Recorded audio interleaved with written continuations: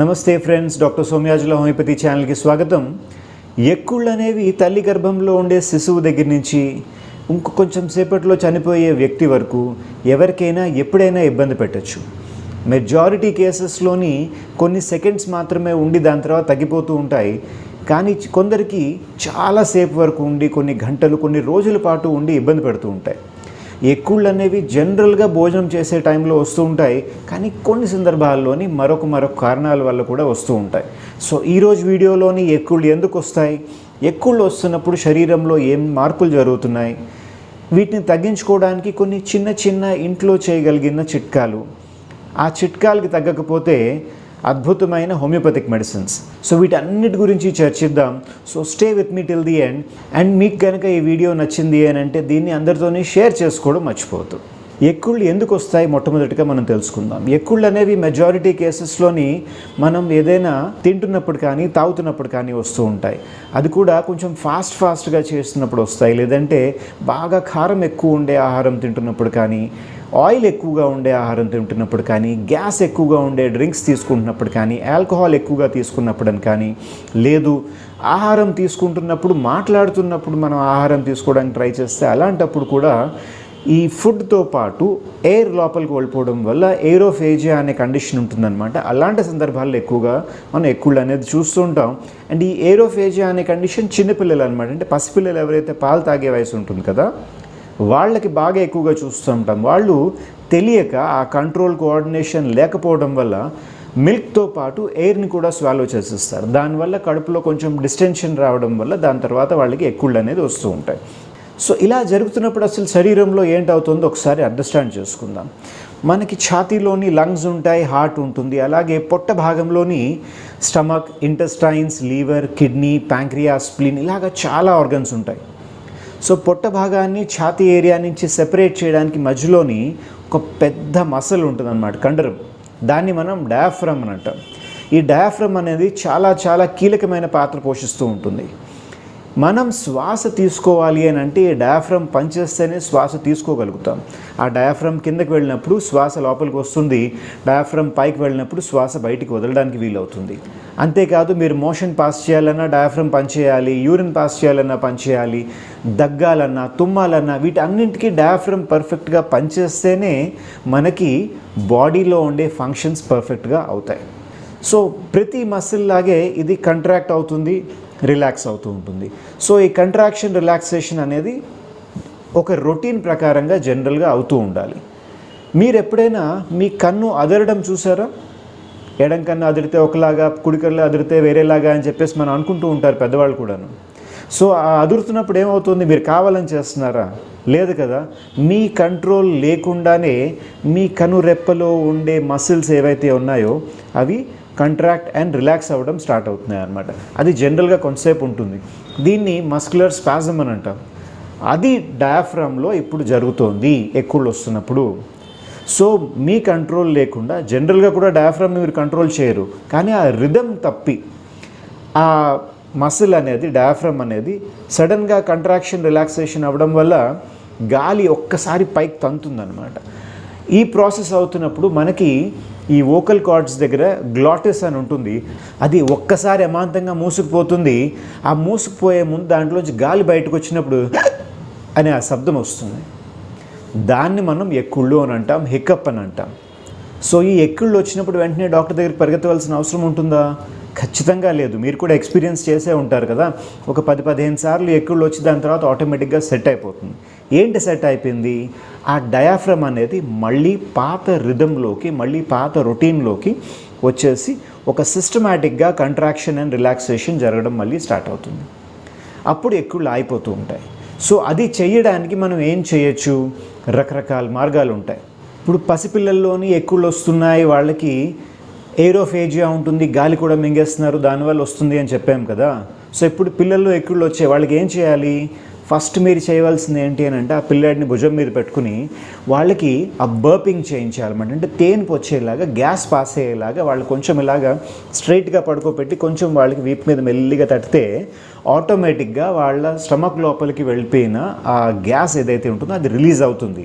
ఎందుకంటే ఆ గ్యాస్ ఉండడం వల్ల ఆ డయాఫ్రమ్ దగ్గర కొంచెం డిస్టెన్షన్ వల్ల ఆ డయాఫ్రమ్ ఇరిటేట్ అవ్వడం వల్ల మీకు ఎక్కుళ్ళు వచ్చే అవకాశం ఉంటుంది ఆ పిల్లాడికి. సో ఇది చేయగానే ఆ తేన్పు రాగానే ఆటోమేటిక్గా జనరల్గా వాళ్ళకి ఆ ఎక్కుళ్ళు అనేవి ఆగిపోతాయి. సేమ్ టెక్నిక్ మనం పెద్దవాళ్ళకి కూడా వాడడానికి అవకాశం ఉంటుంది. ఎవరికైతే వాళ్ళకి తెలియకుండానే గాలి మింగేసే అలవాటు ఉంటుంది, పెద్దవాళ్ళకి కూడా ఎయిరోఫేజియా చిన్నపిల్లలోనే కాదు పెద్దవాళ్ళు కూడా చూస్తూ ఉంటాం. వాళ్ళు ఏం చేయాలి, ఆ ఎక్కుళ్ళు వస్తున్నప్పుడు దగ్గడానికి ట్రై చేయాలి, తెచ్చుకుని దగ్గాలన్నమాట. లేదు తేనుపు తెచ్చుకోవడానికి ట్రై చేయాలి. ఈ రెండిట్లోనే 1-2 సార్లు చేయగానే ఆ గ్యాస్ కొంచెం బయటికి వచ్చింది, ఆ తేనుపులాగా బయటికి తెచ్చుకోగలిగారు అని అంటే ఆటోమేటిక్గా మెజారిటీ కేసెస్లోని ఆ ఎక్కుళ్ళు అనేవి ఆగిపోతూ ఉంటాయి. అలా కాకుండా మంచినీళ్ళు తాగమని మనకు చిన్నప్పటి నుంచి తెలిసిన అలవాటు ఉంటుంది. ఎస్, మంచినీళ్ళు తాగితే కూడా ఎక్కుళ్ళు తగ్గుతాయి. ఎలా తగ్గుతాయి? ఫాస్ట్గా వాటర్ తాగాలి. స్లోగా వాటర్ తాగితే జనరల్గా ఎక్కుళ్ళు అనేవి కంట్రోల్ కావు. కొంచెం ఫాస్ట్గా వాటర్ తాగినప్పుడు ఒక గ్లాస్ నీళ్ళు ఆ రిథమ్ అనేది ఏదైతే ఇప్పుడు డిస్టర్బ్ అయిందో డయాఫ్రమ్లోని దాన్ని మళ్ళీ రీఎస్టాబ్లిష్ చేయడానికి అప్పుడప్పుడు ట్రిగర్ అవుతూ ఉంటుంది. అలా కాదు ఫలానా వస్తువు నోట్లో పెట్టుకుంటే వెంటనే ఎక్కుళ్ళు తగ్గిపోతాయని చెప్పేసి చాలా సలహాలు మీకు చాలామంది ఇస్తూనే ఉంటారు. కరక్కాయ, సొంటి, బెల్లం, మిరియాలు, లేదా మీరు పంచదార అని చెప్పేసి, అల్లం అని చెప్పేసి, వెల్లుల్లి అని చెప్పేసి, లేదంటే ఈ వెనిగర్ నోట్లో పెట్టుకోమంటారు, లేదంటే కొందరు నిమ్మకాయ పెట్టుకోమంటారు. ఇలాగా రకరకాల చిట్కాలు మీకు వినబడుతూ ఉంటుంది.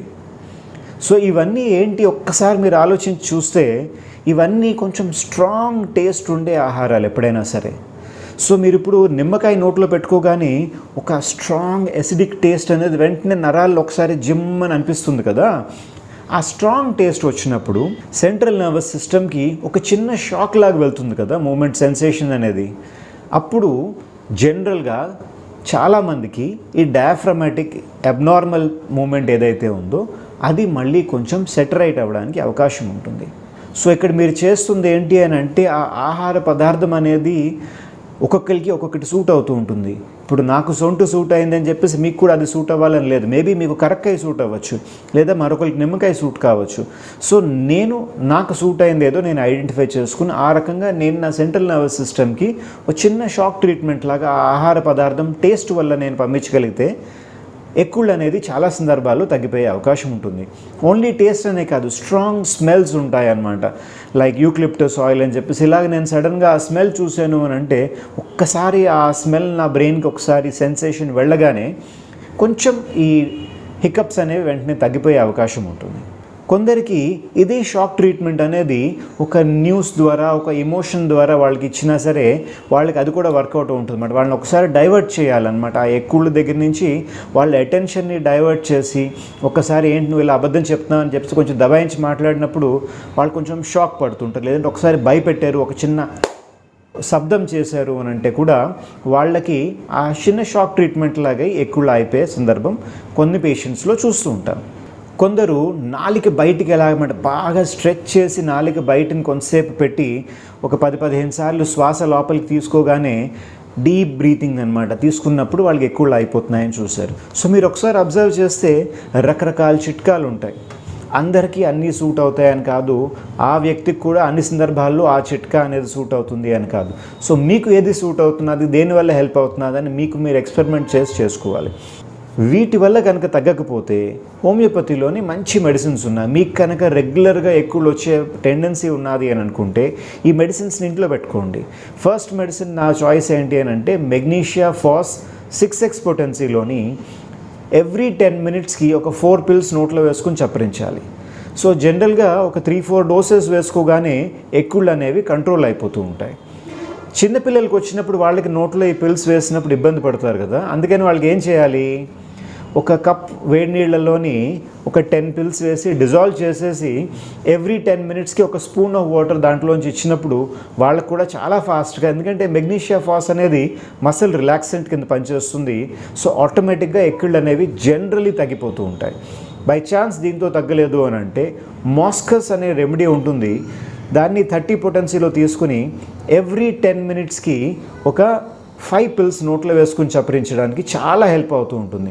మెజారిటీ కేసెస్లో ఈ 2 మెడిసిన్స్ వల్ల చాలామందికి రిలీఫ్ వస్తుంది. బై ఛాన్స్ దొరకలేదు అని అంటే మీ దగ్గరలోని డాక్టర్ని కన్సల్ట్ చేయడం మర్చిపోవద్దు. సో ఇప్పుడు మనం చెప్పుకున్న ఈ చిట్కాలు కానీ లేదంటే హోమియోపతిక్ మెడిసిన్స్ కానీ జనరల్ 95% కేసెస్లో పనికొస్తాయి. కానీ బై ఛాన్స్ మీకు ఎక్కుళ్ళతో పాటు ఫీవర్ ఉన్నది అని అంటే మేబీ మీకు మెనింజైటిస్ కానీ ఎన్సెఫలైటిస్ కానీ మరొక ఇన్ఫెక్షన్ వల్ల మీకు ఎక్కుళ్ళు వస్తున్నాయేమో, లేదా లివర్లో డిసార్డర్స్ ఉన్నా లేదంటే కిడ్నీలో ఇన్ఫెక్షన్స్ ఉన్నా అలాంటప్పుడు కూడా మీకు ఎక్కుళ్ళు అనేవి వస్తూ ఉంటాయి. సో ఫీవర్ అనేది ఉన్నది అని అంటే వెంటనే జాగ్రత్త పడాలి. లేదు అబ్డామినల్ పెయిన్ ఉన్నది, సో కిడ్నీ ఇన్ఫెక్షన్స్ ఉన్నప్పుడు కానీ లేదంటే GERD అంటామన్నమాట, గ్యాస్ట్రోఇసోఫేజియల్ రిఫ్లక్స్ డిసార్డర్, వాళ్ళకి ఈ యాసిడ్ స్పైక్ తంతూ ఉంటాయి. అలాంటి పేషెంట్స్ కూడా ఎక్కుళ్ళు అనేది ఎక్కువ వస్తూ ఉంటాయి. సో గ్యాస్ట్రిక్ కంప్లైంట్ ఉన్నది ఎక్కుళ్ళతో పాటు అని అంటే ఈ చిట్కాలు పనికిరావు, వాళ్ళకి వేరే మెడిసిన్స్ అని చెప్పేసి వాడాల్సి ఉంటుంది. అది ఒక్కసారి ఆ కండిషన్ తగ్గిపోతే ఈ ఎక్కుళ్ళు అనేది రావడం కూడా తగ్గిపోతూ ఉంటుంది. అలా కాదు బ్రెత్లెస్నెస్ ఉన్నది అని అంటే న్యూమోనియా పేషెంట్స్కి లంగ్స్లో ఉండే హెవీనెస్ వల్ల డయాఫ్రామ్ ఇరిటేట్ అవ్వడం వల్ల వాళ్ళకి వచ్చే అవకాశం ఉంటుంది. సో దాన్ని రూల్ అవుట్ చేయవలసి ఉంటుంది. లేదు వామిటింగ్ ఉంది, ఎస్పెషలీ ఆ వామిటింగ్తో పాటు బ్లడ్ బయటకు వస్తుంది అని అంటే please don't try these medicines, వెంటనే డాక్టర్ దగ్గరికి వెళ్ళవలసిన అవసరం ఉంటుంది. ఇలాగా కొన్ని సీరియస్ కండిషన్స్లో కూడా హికప్స్ అనేది ఆ వ్యాధికి ఇంపార్టెంట్ సిమ్టమ్ కింద మనకి బయటకు కనబడుతూ ఉంటాయి. కొన్ని రకాలైన మెడిసిన్స్ అన్నమాట, కొన్ని రకాలైన స్టెరాయిడ్స్ అని, ఆల్కహాల్ ఎక్కువ వాడేవాళ్ళు లేదంటే ఎలక్ట్రోలైట్ ఇంబ్యాలెన్స్ ఉన్నప్పుడు కూడా వాళ్ళకి ఎక్కుళ్ళు వచ్చే అవకాశం ఉంటుంది. డయాబెటిక్ పేషెంట్స్కి ఎక్కుళ్ళు వచ్చే అవకాశం ఎక్కువ ఉంటుంది. సో అలాంటి సందర్భాల్లోని మనం చెప్పుకున్న మెడిసిన్స్ కానీ చిట్కాలు కానీ వాడకూడదు. సో అందుకని ఎప్పుడు చెప్పేది ఏంటి అని అంటే ఎక్కుళ్ళు అనేది జనరల్గా ఒక షార్ట్ డ్యూరేషన్లో ఉంటాయి. ఒక 2-3 అవర్స్ వరకు ఉన్నాయనంటే పెద్ద కంగారు పడద్దు. ఇప్పుడు చెప్పిన చిట్కాలు కానీ హోమియోపతిక్ మెడిసిన్స్ వాడండి. దానికి మించి ఎక్కువసేపు ఉన్నాయనంటే వెంటనే మీ దగ్గరలో ఉండే డాక్టర్ని కలవండి. మరొక ఆశ్చర్యకరమైన విషయం ఏంటి అని అంటే ఎక్కుళ్ళు మగవాళ్ళకి వచ్చే టెండెన్సీ ఎక్కువగా ఉంటుందన్నమాట, అంటే యాజ్ కంపేర్ టు ఆడవాళ్ళు. So what ever it is, ఈరోజు వీడియో పైన మీకు ఇంకే డౌట్ ఉన్నా సరే కిందన కమెంట్ సెక్షన్లో మీరు అడగండి. అండ్ మర్చిపోవద్దు ఈ వీడియోని అందరితోని షేర్ చేసుకోండి మీకు నచ్చినట్టుగా అయితే. ఆల్ రైట్, నేను డాక్టర్ సురేష్ సోమయాజుల. సర్వే జన సుఖినో భవంతు.